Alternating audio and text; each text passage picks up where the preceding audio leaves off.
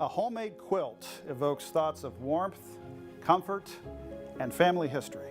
We have an example in the Kentucky Historical Society collection that takes us down a darker path.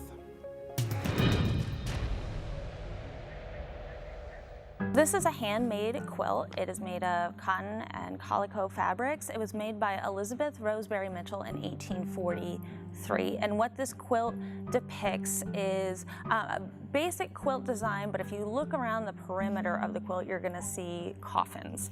And these coffins they're made of cotton fabric, but there are paper labels on each one that signify one of Elizabeth's relatives. And if you move into the center of the quilt, you'll see that there is a path with a fence on either side, and in the center is a graveyard.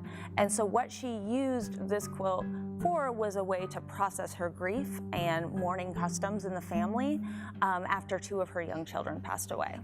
But the piece is a great example of 19th century mourning customs tradition, acknowledging death and mortality and how real it was to these people. It wasn't going to a funeral home, and that death to a certain extent now is disconnected from home. But for Elizabeth, this is something she's experiencing. She's seen two of her children pass away, and this quilt is an outlet for her to memorialize her children and also to acknowledge her own mortality.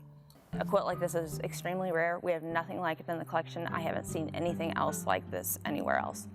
Rare, yes, and the subject might seem a bit odd today, but a great example from many days gone by of a mother capturing her family history with the storytelling device at hand, quilt making.